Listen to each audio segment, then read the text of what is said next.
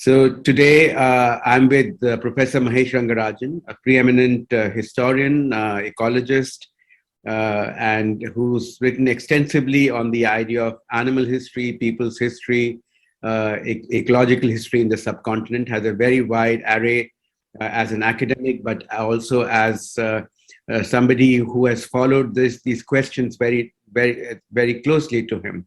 He also talks about the idea of the nation in terms of how ecologies and nations and political systems interact. So we're looking forward to a very rich conversation, and I'm really grateful to you, Mahesh, for finding the time.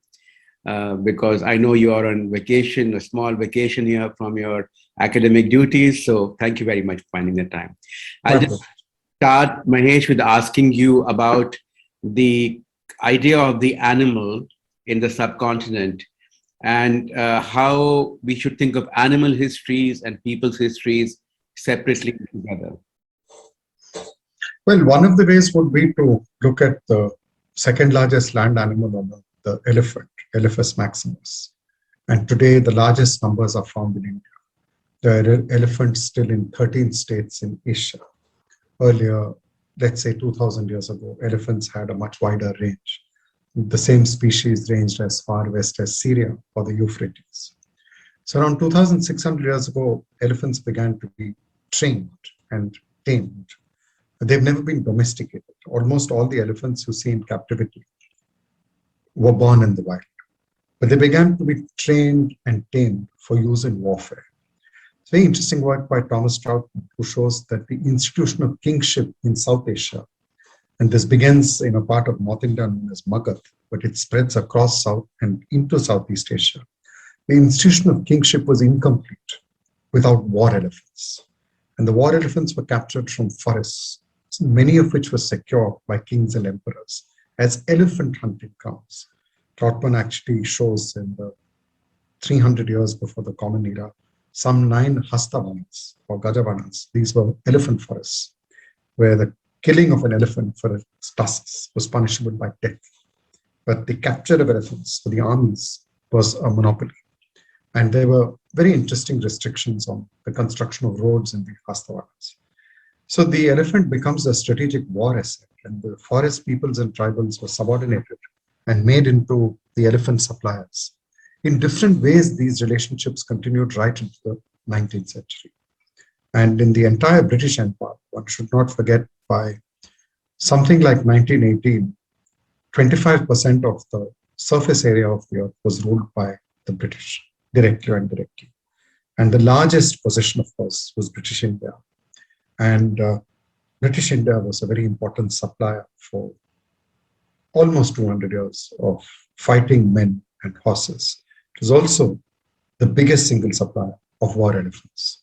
So even a war as recent in history as the Second World War, which ended in 1945, not just 2 million men from India fought in the war, but 3,000 elephants from India and Burma were deployed.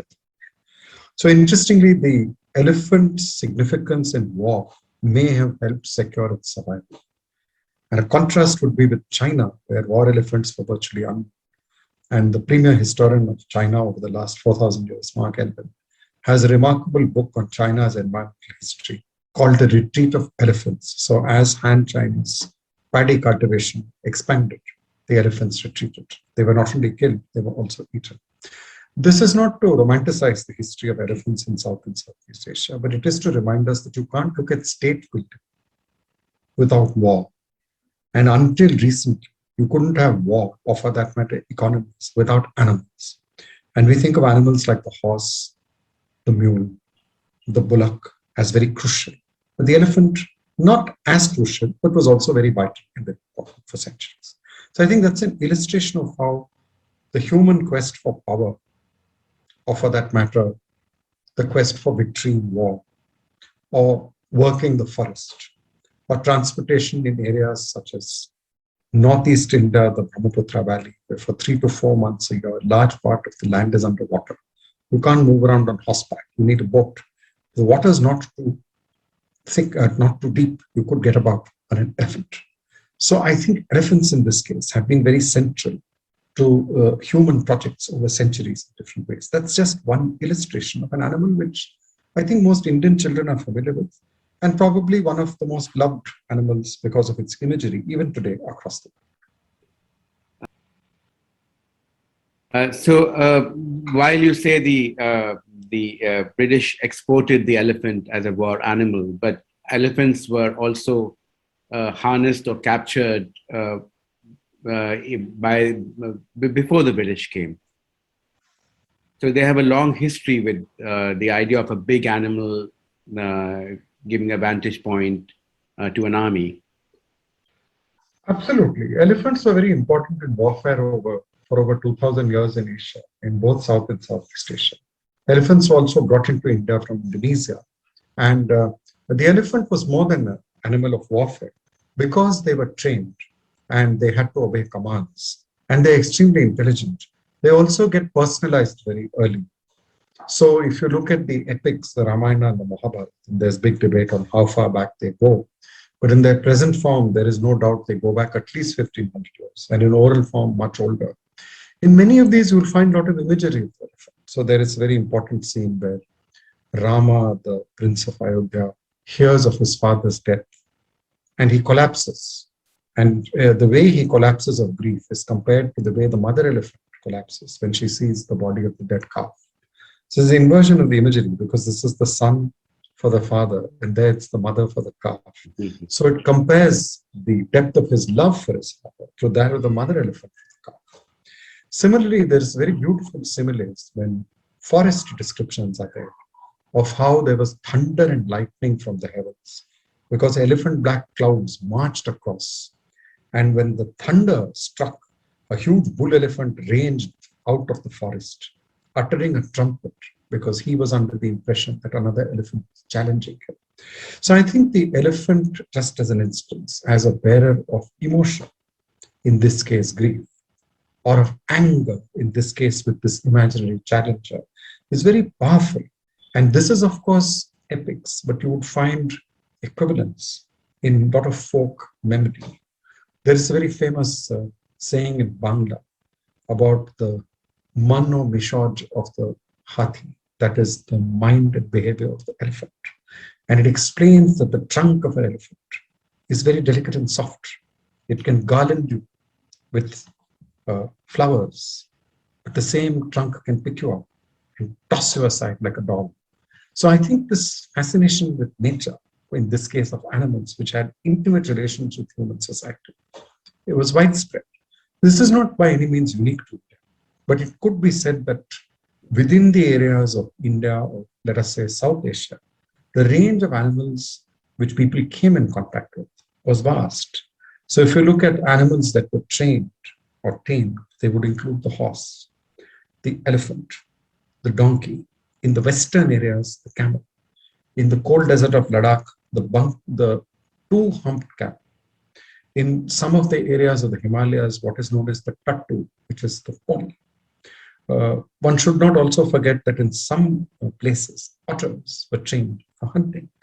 Until recently, in many parts of South India, certainly within living memory, the control of rodents such as rats and mice was entrusted not only to cats, but also to civet cats.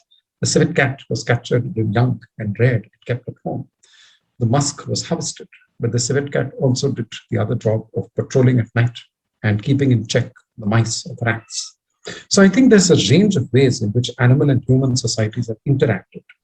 And until about 60 years ago, much of the traction power of the farms came from bulls and bullocks. The tractor is, of course, a somewhat recent arrival. So I think animal-human relations have been very central. And one should not also forget animals which share living spaces with humans. Refer particularly to monkeys, the bonnet macaque in southern India, the rhesus macaque to the north of the Vindhyas, or the Godavari rather. In eastern India, the Assamese or the stump-tailed macaque. In many parts of Bangladesh, India, and even Pakistan, the leaf monkey or the langur, which have been habituated to live fairly close to humans because in many places they have not been harmed or directly for centuries. So the human-animal overlap is very extensive, and sometimes you do not know where the animal and the human boundary lies. The boundary is often a shifting mode. So, is it these relationships peculiar to South Asia, or where another continent which we know about, which has a lot of animals, still is the African continent? Do you think historically there are different set of relationships? Take the elephant for an example. The elephant has a very sort of popular and religious history here, cultural history here. Would you say it's the same in other places like Africa, or it is very bound here with the culture here? You see, it's very difficult to generalize. The African Union has 55 states. SAARC countries, there are 7. But yes, if you were to take the elephant, the African elephant, the 2 species, both the forest and bush elephant, historically have been hunted for ivory. Both the males and females have ivory.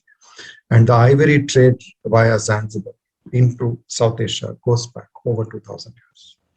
In fact, some of the best carvings made in India historically were of African ivory.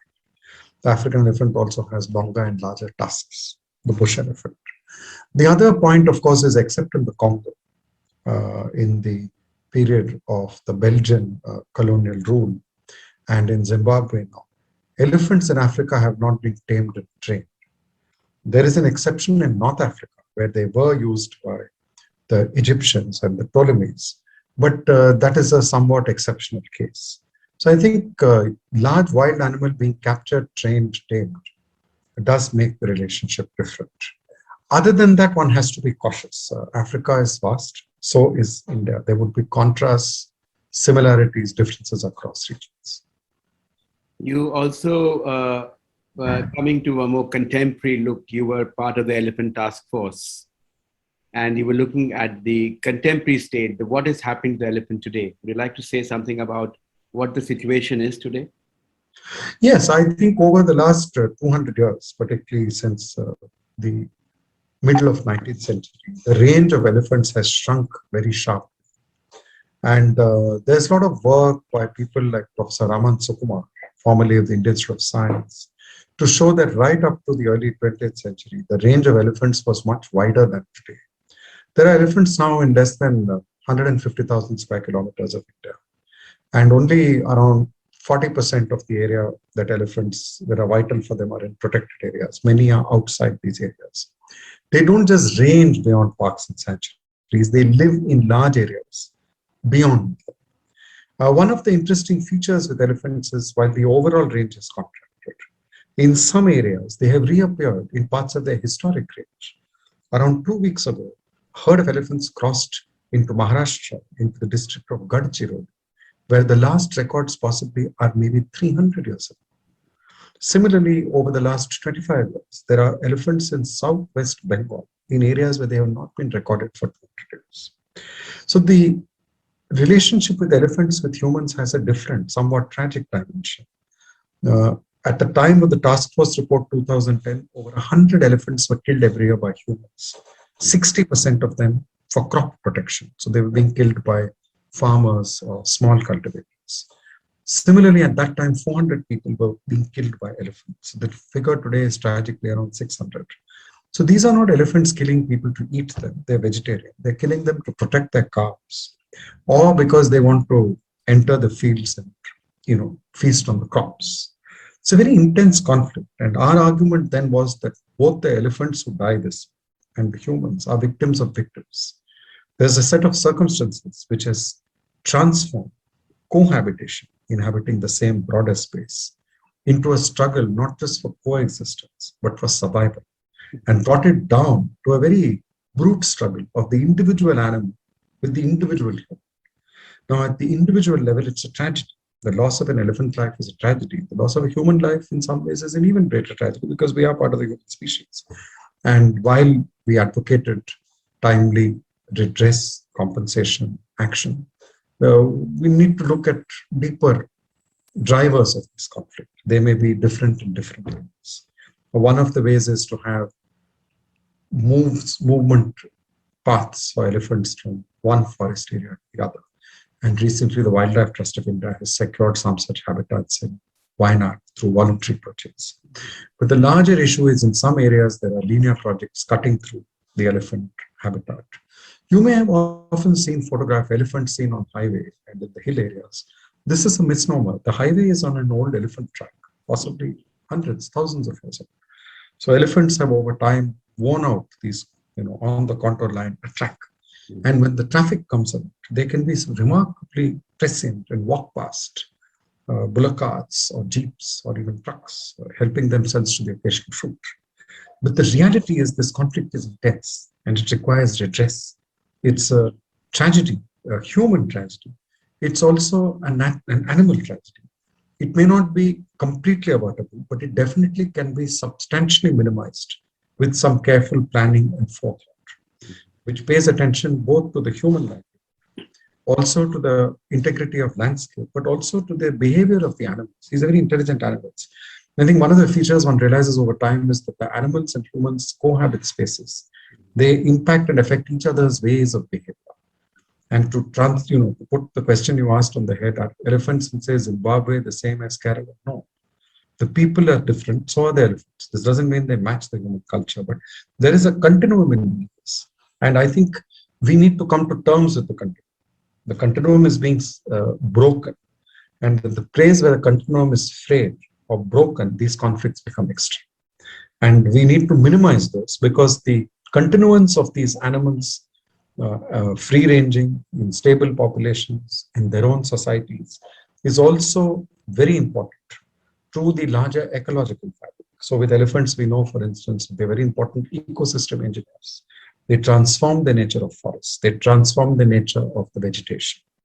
It's very interesting work done about 25 years ago by a man called Dynasty in a part of Nepal where there are a lot of one-horned rhinos. The one-horned rhino is the second largest land mammal in Asia. And it was hunted in the 1520s by the Prince Babur, who later became an emperor. And he hunted them in near a place called Peshawar on the banks of the Indus in northwest Pakistan. You would not find rhinos anywhere near Peshawar over the last 2 years. So it's an animal whose range is strong. And one of the things which Dynasty showed is that the dipterocarp forests of the riverine islands of the river Rapti, they actually gain because of being ingested by the rhino. So the gut of the rhino has various acids which break down the seed and help it to germinate. So with the elimination of the rhinoceros, let us say over the last 200 years across much of Indus, Ganga, Brahmaputra basin, where it's found in a fraction of its former habitat, has had a huge impact on the nature of the forest. So I think these are animals which are very critical to maintaining the larger ecological health. And you could expand this from rhinos and elephants, fish-eating gavial in the fast-flowing rivers, to the mugger crocodiles in the ponds, and so on and so forth. So this larger notion of a living fabric, which of course is a modern notion, has it gives a new significance to the animal-human continuum. You've written somewhere that the subcontinent, I mean, you've seen the extinction of large animals all over the world. The bison disappeared. Europe has almost no large animal you can see. Here, it's an everyday occurrence. You can metaphorically just step out and you will see a large animal. So with a population in the subcontinent, could be 1.8 billion, maybe if we take all the countries together, and this density of large animals, there must be a constant interaction and a constant conflict. So firstly, is this, of course, this conflict is intensifying, but this kind of interaction was historically there as well, right? For a very long time between these large beasts and these the human populations. Well, we should be careful about romanticizing. It's not a coincidence you mentioned Europe, which is the first industrialized country. And the process of industrialization, statehood, also obliterated large habitats and landscapes. Also, the nature of state building in Europe, particularly in the British Isles, involved the elimination of a lot of these predators. Already by the 18th century, the wolf had been exterminated in British Isles. The auroch or the bison was even earlier, and some of it was due to state action. So the Scottish clans, there are very famous names like MacGregor. They were hunted down during the Scottish wars with the English. And there were very large bounties given for the heads of the clans. And the same bounties were given for heads of the wolves. There don't seem to have been such practices in India. There were such practices in certain parts of Europe. Definitely in the Chinese case in the 18th century, the historian Robert C. Marks writes of a tiger sighting first. So there were very large hunting expeditions in India. There were sharp conflicts. One should not ignore that. To give an instance, the lion in Kutch in Saurashtra, where it is still found in Gujarat, is known as Savage. And Savage means the one who makes the goats bleat. And one can imagine the feelings of the goat herd whose goats were lifted or eaten by a pride of lions. But I think that the difference is that the ranges of some of these large animals in some cases have shrunk very sharply. So the lion, which once had a range across central, western, North India, is found in one part of Gujarat. The tiger is extinct in about 93, 95% of its range. But I think the continuance you are referring to could be attributed to two different factors. One is that half the land area in South Asia is not cultivated.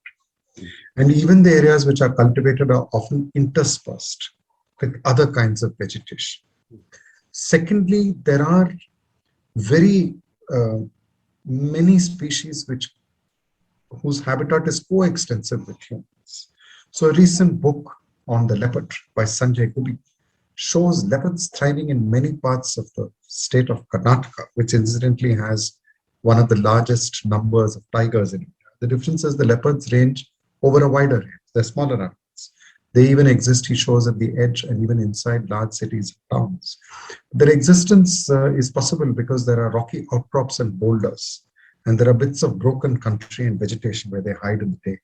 They emerge at night feeding on monkeys and goats and dogs. And there are conflicts because they can become a threat to human life. But what Gubi also argues is that construction may obliterate some of these very vital habitats, which are also important for small birds and fauna. So I think there is the reality of the cohabitation, but there is also the reality of the intensity of the struggle. And if you look at the last 100 years, that is roughly from 1900 to 125 years roughly, there are animals which have vanished in this landscape. So there are many wild, large ungulates, ruminants, and one of them was a banteng, which was found in the Manipur Valley. And many of its areas were cultivated. It is now not found within South Asia. The Sumatran and Javan rhino. Sumatran rhino was found in the hill areas. Maybe there are a few on the border with Burma, but they're not there. They're in some parts of Southeast Asia. The Javan rhinoceros, even in 1930s, was hunted in parts of the Sundarbans in Bangladesh and in the West Bengal. It's not there now. The cheetah actually vanished just around the late 1960s. It was probably declining as wild breeding populations by 1900s. And often forgotten, but there's an animal called the shao, or the Sikkim stag, which was found in Sikkim. It's still there in Tibet. So there are animals which are at the edge of the global range, east and western, which have vanished. But the most significant, of course, would be the cheetah, because the cheetah name itself possibly comes from a Sanskrit word, chiratraka. And the cheetah was very well known because many of the landowners, princes, aristocrats captured and used it. It was tamed. It was used for hunting. It was very rarely bred in captivity, very difficult to breed in captivity. The first record actually is by the Mughal Emperor Jahangir, after which it was bred in captivity only in the 20th century. It's a very difficult animal to breed. But the cheetah is vanished and much of its home has also vanished, the vast grasslands with antelope. So, though much is taken, much abides. One has to be careful. It's not that everything stayed. But definitely, I think there are many areas where direct hunting pressures are less than Southeast Asia. There is a debate whether domestic ungulate populations, let us say cattle or sheep and goats, to what extent they can cohabit landscapes with wild ruminants. It's a very difficult question. And there are, of course, a range of answers. I think there is evidence to show that there are many cases where there was cohabitation. There were other cases where there were very sharp conflicts. And the other big animal in the subcontinent is the tiger. everything is ruled by the tiger. The narrative of conservation is ruled by the tiger. But if you are an expert on the tiger and its history, and how do you, with the elephant, the tiger was not tamed. It's not tameable. It's a wild animal which needs to just live on its own. It's hunted. So how come the tiger has survived so long when even you say 95% of its habitation is now gone and it's only in some areas which are protected or outside maybe protected areas? It's a large animal, requires a large prey base and a large range. So one of the features to keep in mind, and I will draw on the tiger biologist Ullas Karan, is that in many parts of South Asia, the biomass productivity is very high. So a very small area can support a very large number of wild ruminants and therefore a substantially large number of tigers. So there are parts of parks in India which could have very large tiger populations on say 500 square kilometers or 1,000 or 2,000. Whereas in parts of the Amur areas, Manchuria, Siberia, that is Russia, China, you would require vast areas. So that is definitely a factor. The other has to do with the habits of the species. It was definitely overhunted in the late 19th, early 20th century. Huge bounties were given out. There was virtually a war against the tiger, with 1600 being killed every year for rewards around, let us say, 1900. For a long period, almost 50 years. Somewhat smaller number possibly were killed for trophies, let's say 500 a year. But despite the battering, it did survive. And part of it is to do with its habits and habitat. There were princely reserves, reserved forests where the cover was intact. And I think in time there was protection. Late 1960s, India, Bangladesh, Nepal, Bhutan started protecting the tiger. So of course the range is shrunken, but the numbers are still large. I mean, there are more tigers in this part of the world than all of the rest of the tiger range countries put together. But the tiger's case, you made a good point, is different. Tiger is a symbol of ferocity, of power, of majesty, of beauty. And animals like the lion and the tiger, it's a very important book by David Quammen, Monster of God, where he argues that these large animals which feed on other animals are doomed because the human hunger for the photosynthetic product, the biomass, also for the land, water, and increasing the minerals fossil fuels, is led to a vast contraction of space. Václav Smil has some incredible figures, which I don't recall exactly, but he has computed that all the wild ungulates of the world are a fraction today of the number of domestic ungulates. This is very true in South Asia, because this is the world's largest lactose-tolerant society. Large number of the wild ruminants were tamed, trained, and domesticated. And naturally, when these animals prey on domesticated stock, people aren't going to live with it very easily. Having said that, there's a fascinating study around 17, 18 years ago by Madhusudan and Mishra. And I'm not sure it will be very different today. They computed the diets of large carnivores across India from various studies and argued 1/3 of their diet is domestic stock. So the conflict is very real, but so is survival. And I think with the tiger, much more than the elephant, the question is how the management of that conflict will carry on in the coming period. Last 50 years were a time of great trial, but the species has managed to survive. Now, how the next 50 years will unfold is a different story. It is a habitat question of protecting the habitat. It's a habitat question. It's also now a question of larger ecological integrity. So if you're looking at one of the very famous habitats, the Sundarbans, 10,000 square kilometers spread over 2 countries, the largest, one of the largest intact mangrove ecosystems, certainly in South Asia. This has somewhat less tigers than was thought earlier. And one of the reasons is the Sundarbans of today, its ecological architecture is vastly different from the historic Sundarbans. The wild buffalo, the swamp deer, the Javan rhinoceros have disappeared, or rather they've been exterminated.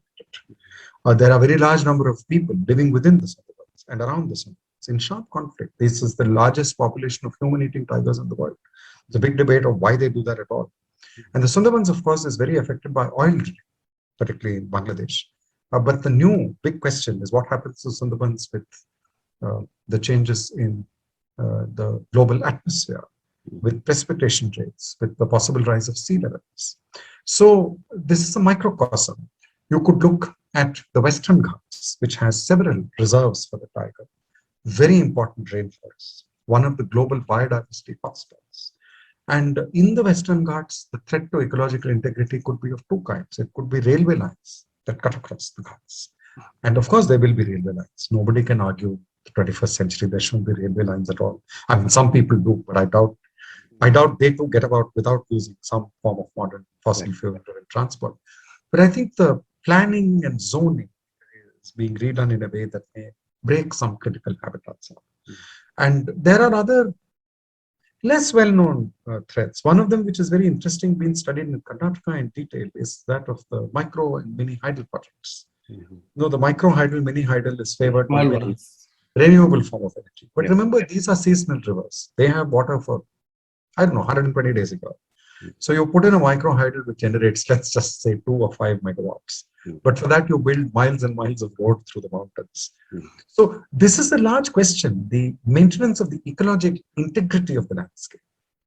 The animals become a marker of that integrity. And this could be the integrity of landscapes, which include, this has been argued interestingly by Ghotke and Ramdas, Nitya Sambamurthy Ghotke and Sagari Ramdas, two women vets who have done a lot of work with the shepherds of the Deccan in Telangana, Andhra, and Maharashtra. And their argument is that many of the shepherds who raise the traditional sheep and goat varieties, which incidentally are quite market-driven, until the coming of polyester and polythene-based duvets for the night. The Indian Army and other forces used blankets or rugs rather, which were made from the black sheep of the Deccan. And they've argued that the people who ride black sheep have ways of cohabiting with the wolves. They don't love wolves. They sometimes kill them also. And they definitely keep guard dogs and they have systems of avoiding the wolf. But today, the transformation of the agro-pastoral landscape is happening so rapidly that neither the shepherd nor the wolf may survive. So this is a real question. How do we keep a living landscape intact, which includes these animals and the people? And one could, of course, broaden this. We've been talking of large animals, particularly eaters of the flesh. If one were to broaden this to include avifauna, reptiles, insects, a host of birds, we're looking at living landscapes. And I think this is the real challenge. And perhaps there may be some insights from parts of the Mediterranean where there are smallholders, and with state assistance, we have systems to protect their livelihood and also to keep these ecological zones or other processes intact. But where does industry come? What happens with all the transformations of the last 150 to 180 years worldwide? When you put those into the picture, how do they change the equation for everybody? I want to touch a bit upon what you just mentioned, living landscapes. And I think living includes human beings as well. But there have been histories in other parts of the world, such as the United States, where these landscapes which were preserved in the early 19th century or early 20th century were excluded all kinds of humans. And you also have written about how forests became colonized in a sense. And there is a big debate right now about people, parks, and forests. So can you tell us a bit about these various models of conservation? Are they areas, region specific? Does something work in the US and works here differently? Or is it being politically driven to come to a certain way? And here, because it's such a dense landscape, you can't just avoid it. It has to be like that. Well, one answer is that we shouldn't forget that from the 19th and up to mid-20th century, in the colonial period, particularly the imperial, when India was part and parcel of the British Empire formally, many of the areas that were reserved were taken away for the forest department, maybe just around 600,000 square kilometers, a little less than that. That's a very large area of land when you're talking of 4 million square kilometers. And many of these were reserved forests with shooting blocks. And the very term shooting block was to maximize the number of large antlered stags you could bag, just to give an instance, or the number of large trees that could be logged. Similarly, the 1/3 of India, Pakistan, Bangladesh, which was under the princes, had very large hunting reserves.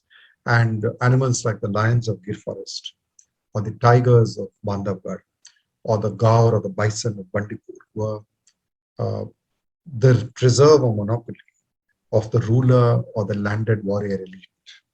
And in return for pledging loyalty to the king emperor, they waged war on the animals of the forest. So this history of deprivation, exclusion, dispossession, the term used by Spence for the United States. He has a remarkable book on the creation of American parks, and the title is called Dispossessing the Wilderness. So he refers to parks like Glacier, where the Blackfoot were excluded. The Havasupai from the very famous, the Grand Canyon, or Yosemite, where the Ahwanachi were excluded. So there are similar exclusions in India. The specifics depend and vary. And there's no doubt that these elisions and accessions have left a deep mark. And they continue today in different ways. One of the ways they continue is the idea that you need zones which are completely free of human presence, where nature will take its course. Now, on the face of it, there is some truth to this. After all, if you have an area where there are lions and wild cervets in the Gir, which doesn't have cattle grazing or forestry, at one level, you can at least get a sense of how that works. The cervet prey, the vegetation, the lions, the vultures. But there's a larger area of the Gir which still has the pastoralists who have refused to move. So in an interesting sense, in the Indian case, and to some extent in the neighboring countries, you have both these cases. You have zones where there is complete control over the natural process by the state. You have others where it is coextensive with habitants and habitations. So again, you come back to this question of whether you can have a sharp break, human animal, or can you have a continuum. Whatever you do, the area of the continuum will be larger. No matter how you cut the cloth, the continuum is the reality. The other reason, of course, is the animals in the so-called secure zone don't stay there. They go in and out. And there are various human processes which intrude into that zone. To give a very interesting instance, you're aware that vultures are now declined over the last 20 years in large parts of South Asia. 95, 97% of the vultures have died. They've been unable to breed. And this is due to chemical contamination. This affects them even if they're inside a forest reserve. So we need to rethink these ideas. And I think that some of these ideas of secure spaces were also political projects driven by power. So Yosemite or Yellowstone were part of the American white settler nationalism. They wanted to show, as Teddy Roosevelt famously said, that the Grand Canyon, Sequoia, were more ancient than the cathedrals of their European ancestors. Right. In the process, they wrote the American Indian peoples out of the history. In a somewhat, I will not say an exact way, because India is not a settler colonialism. Definitely, some of the dominant elites here in the imperial era, along with the imperial colonial machine, particularly forest department, annexed areas, and more seriously, they obliterated the human presence, when the kind of human presence that didn't agree with their project. So it's a very selective elision and accession. And we need to re-look at a lot of these issues today, no question.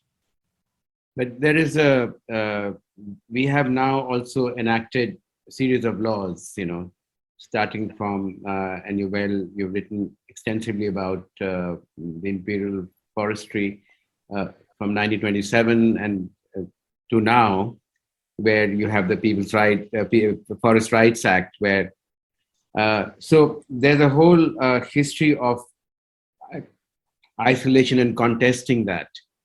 So one is, can you throw a bit of light on that role, this whole movement, if you can say, the state and the opposing forces to get people back in has played?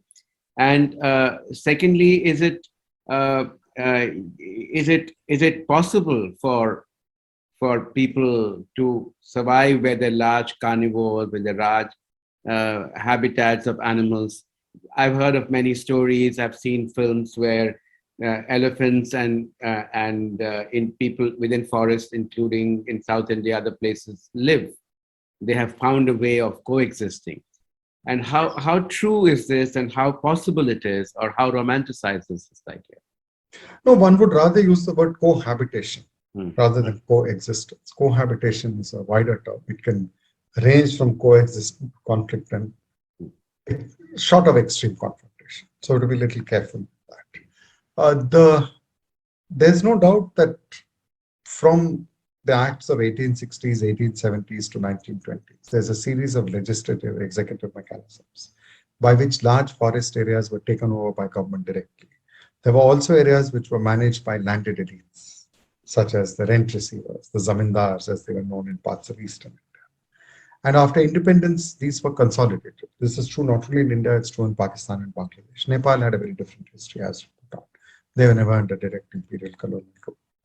But one of the important features in India, which I think we should say explicitly, is that the coming of democracy in 1952 and universal franchise, all men and women having right to vote, was followed very quickly by a very large movement known as land to the tiller.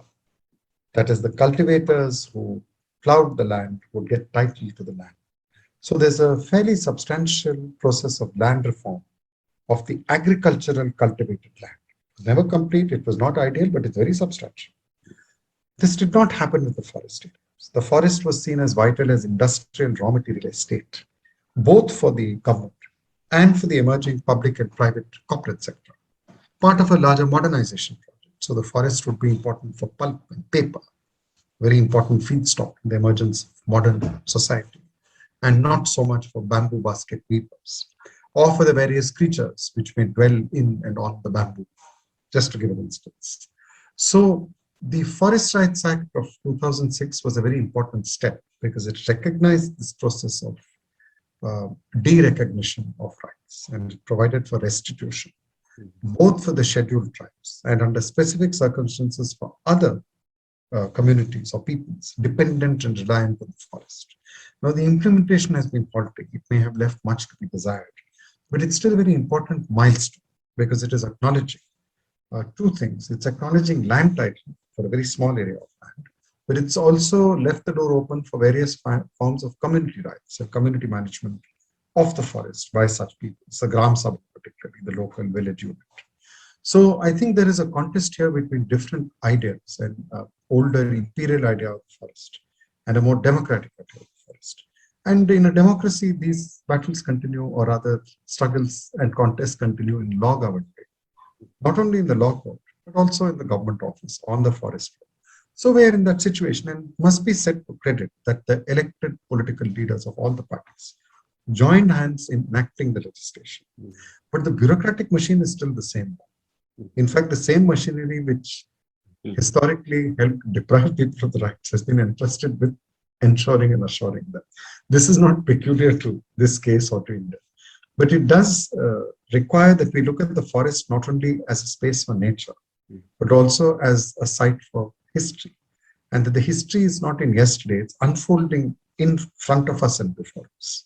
Now, on the large animals, remember that because of the Wildlife Protection Act 1970, these animals are state property. So the tiger belongs to the state, just to give an example, or the state government, right, the provincial government. So the tiger kills a cow, right, or it lifts a goat, or it menaces a human being, and it does happen. Who is responsible? How are they accountable? This is a question a lot of Indian officials on the ground actually struggle. A recent remarkable popular film called Sherni shows a very brave, upright forest officer, a woman forest officer, and it shows the multiple pressures and tensions where she is managing a landscape where there are tigers as well as people, and there is no boundary, there's a continuum. Yeah. And both are living at the edge. And it's not a film which shows solutions, but it shows a very complex situation unfolding, where it's her job to hold the line. That's exactly how it is. And I do think while there are many reasons to be deeply concerned, anxious, or sometimes some young friends get depressed, there's also a lot of positives to be taken from the situation, which is that this continuum, in some sense, has much wider public as well as state support than ever before in history. even though the pressures on it are also greater than ever before in history. So the challenges are immense. But the broad realization that something has to be done is greater than it was 25 or 50 years ago. There are many reasons for that. And what you said is the key. I mean, it is the state citizen question, community, science, culture. How do we intermesh this to create this viable working set of approaches, a different sets of baskets in different landscapes and waterscapes? That's the real challenge. You mentioned, I mean, the idea that these animals are state subjects in the Wildlife Protection Act. This is very, very important and critical and interesting, because it means if somebody gets killed by them, the state needs to compensate on behalf, because the state sort of is the responsible for them in a sense. So it is. And you know, there are over 500,000 farmers, cultivators affected by elephant conflict. If you look at individual states, you'll find elephant-human conflict, as it's called, very widespread. More than that, I think we should also look at it in terms of a history. After all, 100 years ago, the same animals were being eliminated as vermin. If you killed a crocodile right into 1970s in many parts of India, and you turned up in the local official's office, they would give you a reward. Now, being officials, they couldn't work out how to measure the amount of reward. So they came up with a very interesting idea. They took a tape and measured the crocodile. So the longer the crocodile, the more the reward. Right? There's something very interesting when today the crocodile, since 50 years, protected. All the crocodilians are protected. And as you well are aware, there are places where there are sharp conflicts between certain crocodile species and fishers. There are saltwater crocodiles which also assault and kill and eat people, particularly Bhitarkanika, very important area ecologically. So, the state's been around for a long time, but the nature of states changes. Right. And one of our problems is that many of the people's, communities, practices we are dealing with at this age are very marginal. They're marginal to power, they're marginal to our cognition, but they're not marginal to that environment. They're not marginal to that animal. They're definitely not marginal in terms of knowledges of those systems. Now, some of these knowledges may not always be positive. It's fascinating work by Dr. Nachiket Kelkar on the Ganga, where he shows that the fishers in the Ganga are from communities which did not have rights till very recently. They were treated very brutally. And the movements for assertion of fishing rights, taking away from the landed gentry, is a historically positive movement. And it has helped ameliorate some of their extreme poverty. What is interesting is they are very cautious with otters. They regard otters as fellow fishers. And they regard them with affection, though otters eat huge amounts of fish. They do not extend this now to the crocodilian species, the gavial, which is found. They have no conflict directly with the dolphins. There are very fascinating Ganga River dolphins, which is the national heritage.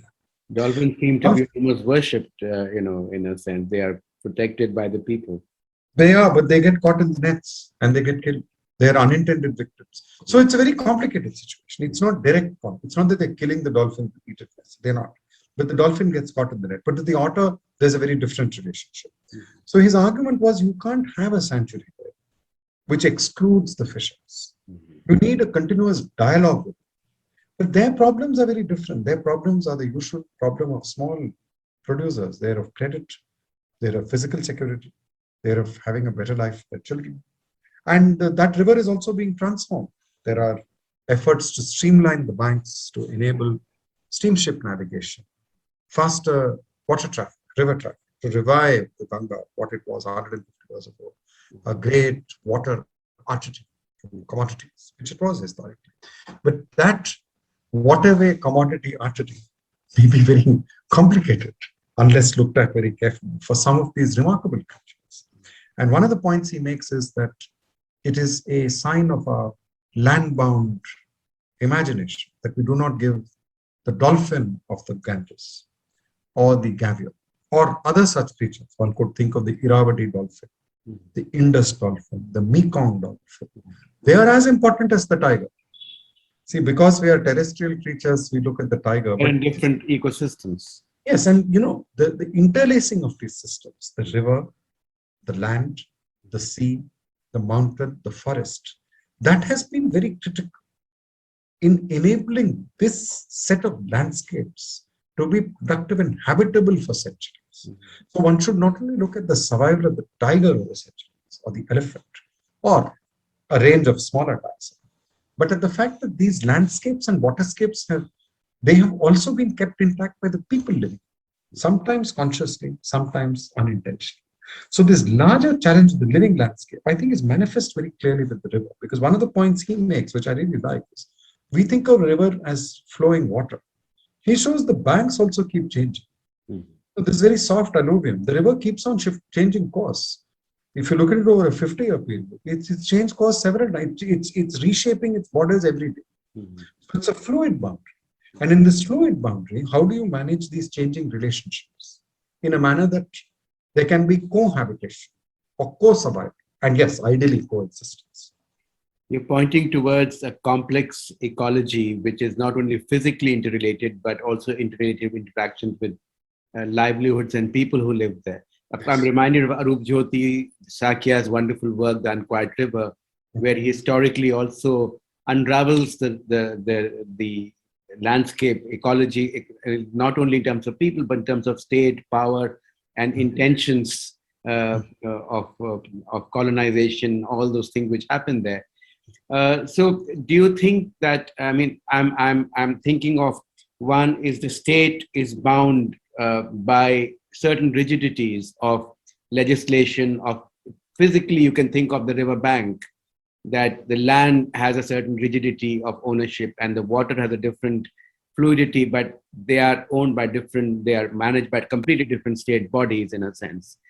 So the structure of the state does not easily allow for these interactions, this complexity to survive. That's one question I want to sort of you to unravel a bit more. What do you think? And what you just mentioned about the idea of democracy and interaction. So the second question is about, is that these things, these kinds of interaction protests are not happening, I see, in the US, for example, but they're happening. Is it very particular to this kind of landscape? And also, is the political system which allows for these interactions and listens to them important for the survival of these landscapes? I'm hesitant to say anything on the United States. It's very large, complex society. Correct. Okay, fine. And let me put it in a different way, that in South Asia, the number of people who are producers is very large. The number of people directly reliant on land, water, and biomass is vast. It is smaller in percentage terms than 50 or even 100 years ago. No question. Fewer people are directly dependent on agriculture, fisheries, hunting, herding, but it's still a vast number. Add to them those who are part of the so-called unorganized sector, wherein they lack, let's say, social security and an unemployment allowance and such like. So the tensions are about living and livelihood of such people. This has been written about recently by Professor Barbara Harris-White, that the unorganized sector has a particular challenge when it comes, let us say, to climate change. But your question on fluid boundaries, there are two very important cities historically which have been studied. There's a remarkable book on environment and empire in the creation of colonial Calcutta, Debjani Bhattacharya, where she shows a series of jurisdictions separating dry land from wetland, which are an innovation of the very long period of the company polity's engagement with Calcutta, which of course goes back to the late 18th century. And little later, not very much later, Madras, now Chennai, shown by Bhavani Rao. Now in both cases, certainly in the case of Madras or Chennai, with remarkable visual results over the last 10 days, is that there were habitations which continued because there was some caution on the tidal zone or on keeping water recharge zones intact. And those zones happen to also be productive. So the Porumboke or the common land in the case of the Chennai and the southwest coast. I would say in the broader sense, not from Bhattacharya's work, but the Sundarbans and their role vis-a-vis Calcutta. After all, these wild buffaloes and all hung out in areas which are the salt marsh, which became the Salt Lake. Salt Lake is that old wet grassland savanna. That is where the British went to hunt for wild boars and bears. Mhm. So I think this issue of rigid forms of property has also gone with rigid ideas of how the water and land ought to be. And one of the great insights of 20th century ecology is that there are limits to how much you can dictate how natural systems work, because many of them are cyclic. They are based on fluidity. They are based on change. And this is a very particular linear idea of change. So we don't have to discard the linear idea of change. It has its very important uses. But we can learn to respect these cyclical ideas. And it is no coincidence that both Kolkata and Chennai have seen huge amount of draining of wetlands, filling in of lowland because of urban transformation. And this is not necessarily by very underclass poor people. It's very respectable firms and companies with very good intention. I don't, this is not a simple case of, oh, the rich guys looted everybody. It's literally that there is a collective endeavor necessary to keep the environment habitable, safe, and livable. And part of that is engaging with the living landscape. Neha Sinha in her recent book says this very evocatively of something you've written about the connection in Delhi of the ridge and the river. Yeah. That the river with its 50 kilometers spread through Delhi had a certain role. And the last bit of the Aravalli Mountains, few thousand hectares, not much left today, much of it is flattened, bowdlerized, also had a role. And both of these, if the life forms that inhabit them today roughly stay intact, you can't put lions back into the ridge or caviar back into the that's not happening. Yeah. It would actually immeasurably, not just the quality of life, but the livability of the millions who live here. And I think here there is something important, that the cities in Southeast Asia, perhaps a lot of Africa, parts of Latin America, are cities with these large numbers of producer-consumer self-employment. They are extremely vulnerable to these changes. Floods in the river, shortage of water, they'll be the first people. Of course, the middle class and upper strata will also be hit. So this is not simply a rich poor issue, everybody is going to get it. There is actually a lot of room here for commonality across class lines. A term which is very unfashionable in some quarters, class collaboration cooperation. Because remember, that's what helped clean up Robert Peel's London, where there was cholera due to poor sanitation. Or it helped after the Boer was in England, where many of the working class conscripts were unable to pick up a rifle, and the very strong Boers were able to come on horseback and beat them up. And this led to a lot of reforms in England. So there could be a self-interest. But in this case, the self-interest has to go beyond the usual idea of technology-based. It has to go to a deeper respect for the margins of water, land, vegetation, life forms in these environments. Mahesh, I'm conscious of the time, and I know I can speak to you for hours. You're an encyclopedia of insights. Every time I speak with you, I learn something new. If I might just push you to a last comment, if I may, about with your deep history of both political and historical ideas of the landscape and how do you see the coming years or the coming time? How would you, if you want to say something about it, what would you say? I understand that there's going to be constant contestation. It's not going to go away. But do you want to say something? Are you think it'll survive or it's going to go? No, the future is full of remarkable possibilities. I would not crawl under a carpet and say it's all despair. We should not forget that this was a landscape of extreme famine as recently as the 1940s. It was an area which was very important theater of mobilization for Second World War. it saw huge carnages of partition. And from that, new nation states have arisen. And definitely, peoples in these nation states live longer than they did in the 1940s. Now, it may be true, maybe the quality of life could be better. And I think there are remarkable histories of landscape, waterscape, revival. And as I said, the long history of keeping these waterscapes, landscapes productive, safe, habitable, we should try and learn from it. And learning creatively from it and applying that in a rational way today may help to alleviate some of the kinds of anxieties which were there in the question. On that note, Mahesh Rangarajan, thank you very much for your My time. privilege. My privilege. Thank you. Goodbye.